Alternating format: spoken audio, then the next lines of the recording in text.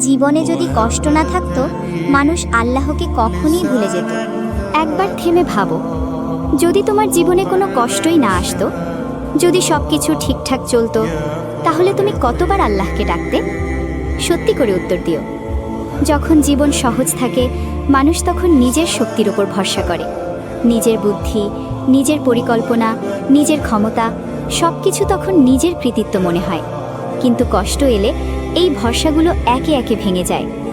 যখন কোনো দরজা খোলে না, যখন মানুষ পাশে থাকে না, যখন নিজের শক্তিও আর কাজ করে না, তখনই মানুষ প্রথমবার আল্লাহর দিকে তাকায়। কষ্ট আমাদের দুর্বল করে না, কষ্ট আমাদের সত্যিটা দেখায়। দেখায় আমরা আসলে কতটা অসহায় আর আল্লাহ কতটা প্রয়োজনীয়। যদি কষ্ট না থাকতো, আমরা দোয়া করতাম না, রাতে চোখ ভিজত না, আল্লাহর নামটা হৃদয় থেকে বের হতো না। কষ্টই আমাদের শেখায় সব কিছু আমাদের হাতে না। কষ্টই আমাদের মনে করিয়ে দেয় আমরা বান্দা আর তিনি রব।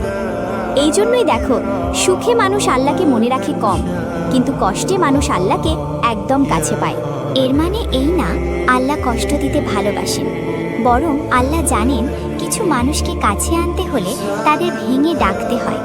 যে কষ্ট তোমাকে নামাজে ফিরিয়ে এনেছে, যে কষ্ট তোমাকে দোয়ায় বসিয়েছে, যে কষ্ট তোমাকে আল্লাহর সামনে নত করেছে, সেই কষ্ট অভিশাপ না, সেই কষ্ট রহমত। তাই যদি আজ তোমার জীবন কঠিন লাগে, যদি মনে হয় সব কিছু ভেঙে যাচ্ছে, একবার ভাবো, হয়তো আল্লাহ তোমাকে হারাতে না, তোমাকে ফিরিয়ে আনতে চাচ্ছেন। কারণ যদি কষ্ট না থাকতো, আমরা হয়তো আল্লাহকে কখনোই মনে রাখতাম না।